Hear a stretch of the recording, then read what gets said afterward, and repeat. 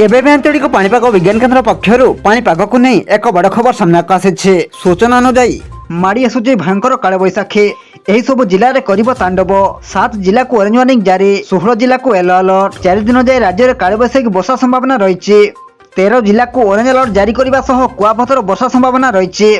कालबैशाखी प्रभाव में मेघुआ पाग सह वर्षा संभावना थिबा बेले आगामी 4 दिन जाए राज्य में प्रबल वर्षा और पवन पर चेतावनी जारी करछि पाणीपाग विभाग।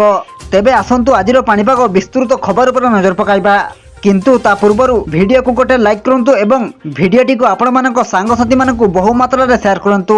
जदि आम चैनल रे आपण प्रथम थर वीडियो देखुछंती ताहले एबे ही चैनल को सब्सक्राइब करी पाखरे थिबा बेल आइकन को प्रेस करी ऑल नोटिफिकेशन ऑन कर रखंतु, जहा द्वारा आगो को एमिति पाणीपाग संबंधी लेटेस्ट अपडेट आपण माने सर्वप्रथमे आम चैनल माध्यम रे पाई परिबे। पाणीपाग विभाग पक्षरु प्रकाशित रिपोर्ट अनुसार आसंता 24 घंटा मध्य अधिकांश जिले में वर्षा संभावना रही।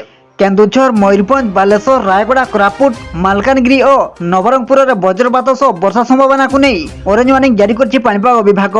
सेहीपरि गजपति, गंजाम, कंधमाल, कलाहांडी, नयगढ़, अनुगुड़, ढेंकानाल, देवगढ़, सुंदरगढ़, खोर्धा, पुरी, कटक, जगतसिंहपुर, केन्द्रापड़ा, जाजपुर और भद्रक यही 16 जिले में बिजुली घड़घड़ी सह वर्षा संभावना और 40 ରୁ 50 किमी वर्षा को नहीं येलो वार्निंग जारी करछि पाणीपाग विभाग। सेहीपरि सोमवार अर्थात आज सबु जिला को वर्षा पर चेतावनी रहितबा बेले कोरापुट, रायगड़ा, कलाहांडी, नवरंगपुर, कटक, जगतसिंहपुर, केन्द्रापड़ा, जाजपुर, भद्रक, बालेश्वर, मयूरभंज, केन्दुझर, सुंदरगढ़ 13 जिले में वज्रपात सह 50 ରୁ 60 किमी झड़ पवन बहिबार संभावना रही।